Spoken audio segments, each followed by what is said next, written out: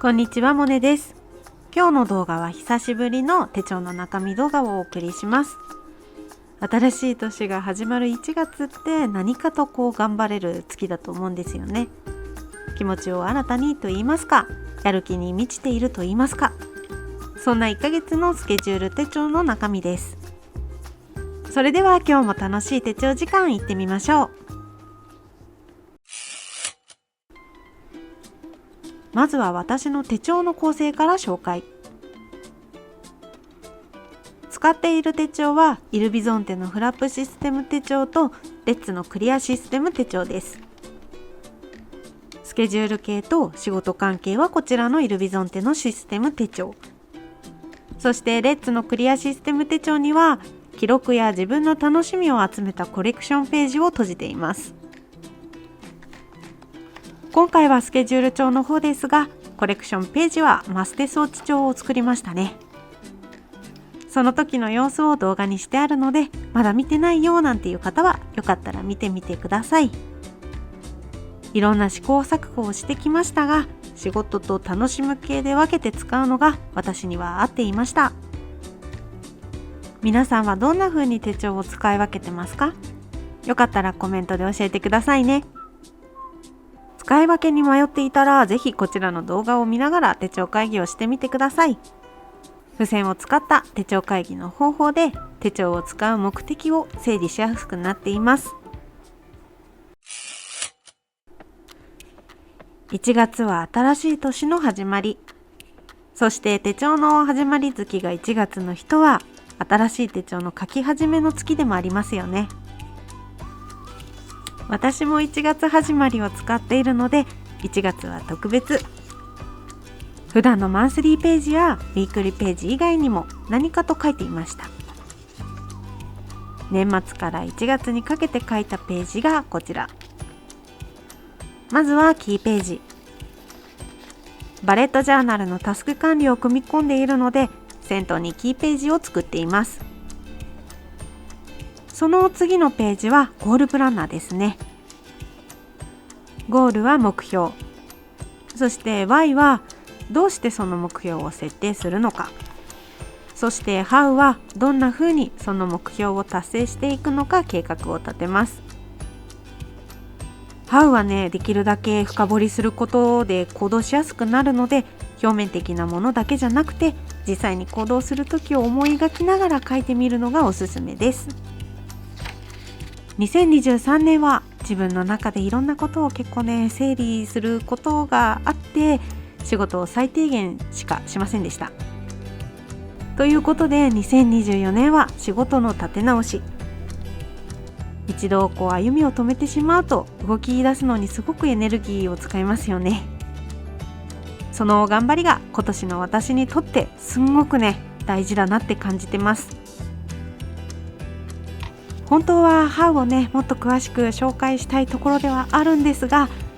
めっちゃ生々しくお金の話とかも書いてて、ちょっとね恥ずかしいのでごめんなさい、隠させてもらってます。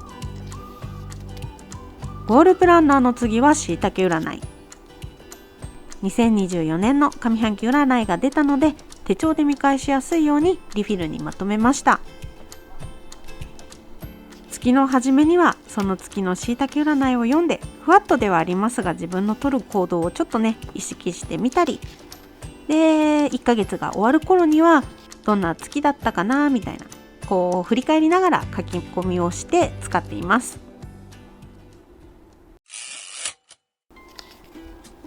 ここからは1月の私のスケジュール管理とバレットジャーナルページ。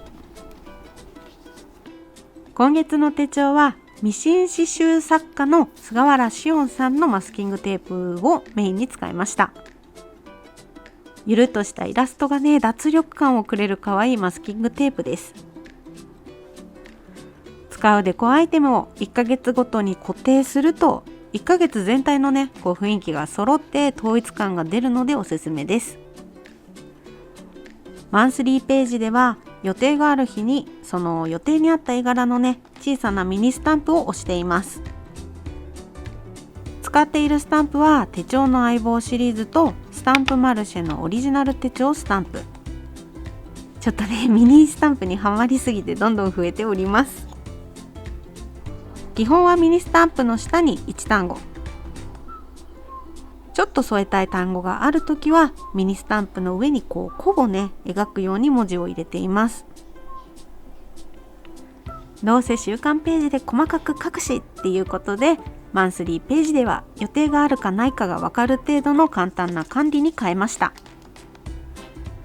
そして一緒に住んでる彼の予定は日付のこう数字部分にマイルドライナーで色を塗っています。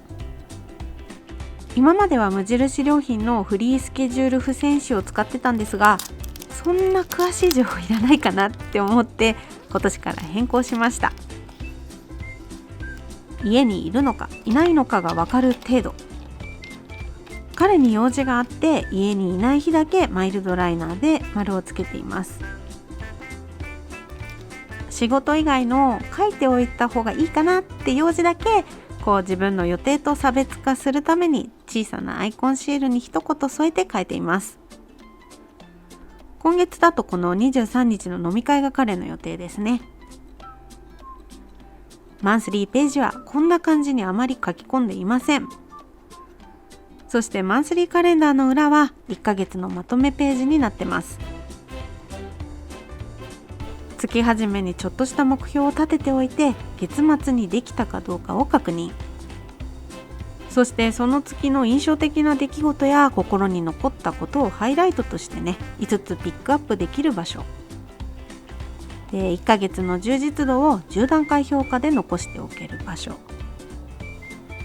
そしてその隣にはハビットトラッカーをセットしてあります。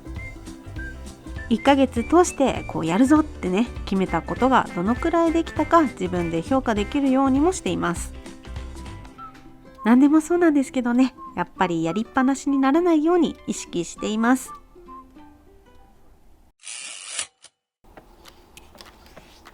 お次はウィークリーページ。マンスリーページに予定の情報をほとんど書き込まない代わりに、私はウィークリーページに細かく書いてます。何時から誰とどこでとかね。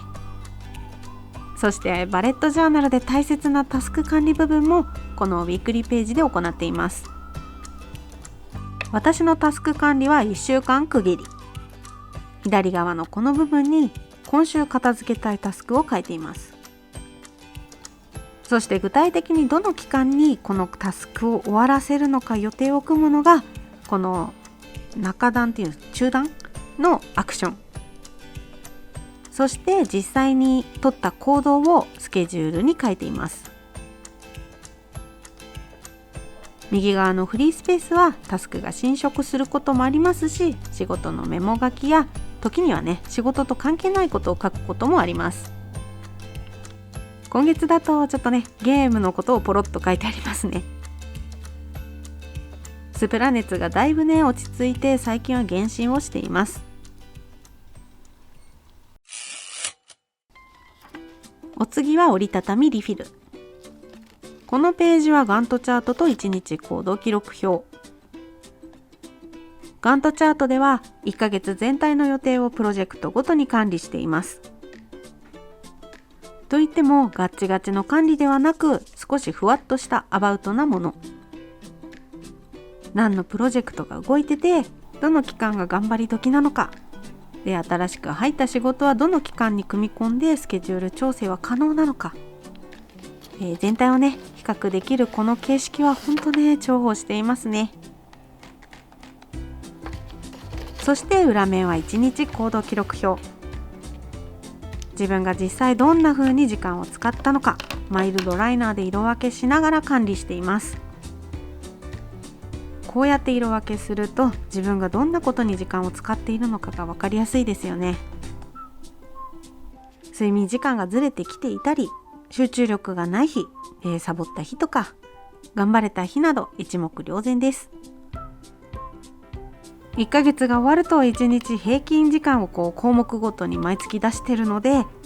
自分の理想の時間の使い方とどれだけずれてるのか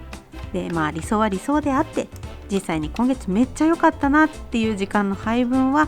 何なのかを漠然とじゃなくて数字で出すので、自分の時間の使い方に修正を入れやすくなります。週刊バーチカルのフォーマットでも1日行動記録は取りやすいので、ぜひねやってみてください。今日の動画は手帳の中身動画でした。皆さんはどんな1ヶ月でしたか？よかったらコメントで教えてくださいね。今回はスケジュール帳の方でしたが、コレクションページはマステスウォッチ帳を作りました。まだ見てないよっていう方はよかったら見てみてください。ということで今日も最後までお付き合いありがとうございました。今日の動画が参考になったよって方や、楽しかったよ、応援してるよなんていう方はぜひグッドボタン、チャンネル登録をお願いいたします。いまいちだった場合も正直にバッドボタンを押しちゃってください。